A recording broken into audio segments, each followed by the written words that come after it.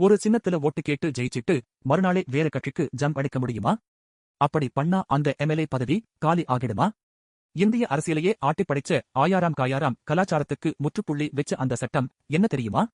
வாங்க பார்க்கலாம். ஒரு அரசியல் கட்சியில் தேர்ந்தெடுக்கப்பட்ட எம்எல்ஏ அல்லது எம்பி பின்னர் வேறு கட்சிக்கு மாறுவது கட்சித்தாவல் எனப்படுகிறது. 1960-70களில் இந்திய அரசியலில் பல எம்எல்ஏக்கள் மற்றும் எம்பிக்கள் பணம் மற்றும் பதவி போன்ற காரணங்களுக்காக அடிக்கடி கட்சி மாறினர். இதனால் அரசுகள் கவிழ்ந்தன, அரசியல் நிலைத்தன்மை பாதிக்கப்பட்டது. அதனால் கட்சி மாறுதலை கட்டுப்படுத்த 1985ஆம் ஆண்டு அன்றைய பிரதமர் ராஜீவ் காந்தி தலைமையில் இந்திய அரசியலமைப்பின் 52வது பிரிவின்படி 10வது அட்டவணையில் சேர்க்கப்பட்டதுதான் கட்சி தாவல் தடை சட்டம். இந்திய அரசியலமைப்பில் கட்சி தாவல் தடை சட்டம் ஆன்டி டிஃபெக்ஷன் லா கொண்டு வரப்படுவதற்கு மிக முக்கியமான வரலாற்று பின்னணியாக அமைந்தது ஆயாராம் காயாராம் என்ற நிகழ்வு.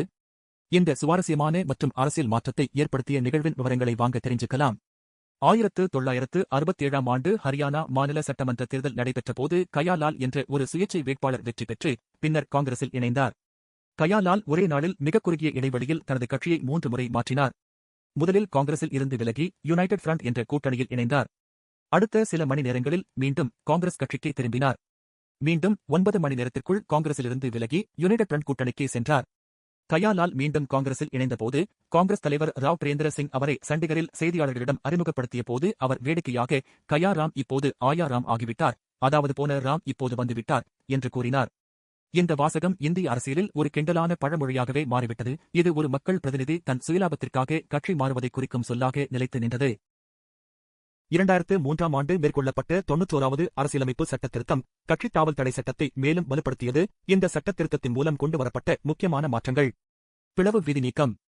ஆரம்பத்தில் ஒரு கட்சியின் மொத்த உறுப்பினர்களில் 1/3 உறுப்பினர்கள் பிரிந்து சென்றால் அது தகுதியிழப்பு ஆகாது என்ற விதி இருந்தது. ஆனால் 2003 திருத்தத்தின் மூலம் இந்த சலுகை நீக்கப்பட்டது.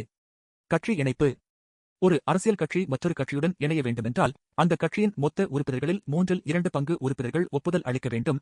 அவ்வாறு இணையும் போது மட்டுமே அவர்கள் மீது தகுதியிழப்பு நடவடிக்கை எடுக்க முடியாது. அமைச்சர் பதவிக்கான கட்டுப்பாடு. கட்சித்தாவல் அடிப்படையில் தகுதியிழப்பு செய்யப்பட்ட ஒரு உறுப்பினர் மீண்டும் தேர்தலில் வெற்றி பெறும் வரை எந்தவொரு அமைச்சர் பதவியையும் வகிக்க முடியாது. அமைச்சரவையின் அளவு. மாநில அல்லது மத்திய அமைச்சரவையின் மொத்த உறுப்பினர்களின் எண்ணிக்கை அந்த அவையின் மொத்த உறுப்பினர்களில் 15%க்கு மேல் இருக்கக்கூடாது என்ற புதிய கட்டுப்பாடும் இதன் மூலம் கொண்டுவரப்பட்டது. இந்த திருத்தம் அரசியல் நிலைத்தன்மையை உறுதி செய்வதற்காகவும் தனிநபர் ஆதாயத்திற்காக கட்சி மாறுவதை தடுப்பதற்காகவும் கொண்டுவரப்பட்டது. கட்சித்தாவல் தடை சட்டம் செயல்படும் விதம். தகுதி இழப்புக்கான காரணங்கள்: கட்சி உறுப்பினர் தானாக முன்வந்து பதவியை ராஜினாமா செய்தல் அல்லது கட்சி உத்தரவை மீறி வாக்களித்தல். சுயேட்சை வேட்பாளர் தேர்ந்தெடுக்கப்பட்ட பிறகு ஏதேனும் ஒரு கட்சியில் சேருதல். நியமன உறுப்பினர் பதவியேற்ற நாளிலிருந்து 6 மாதங்களுக்குள் ஏதேனும் ஒரு அரசியல் கட்சியில் சேருதல். விதிமுறைகளை உருவாக்குதல்.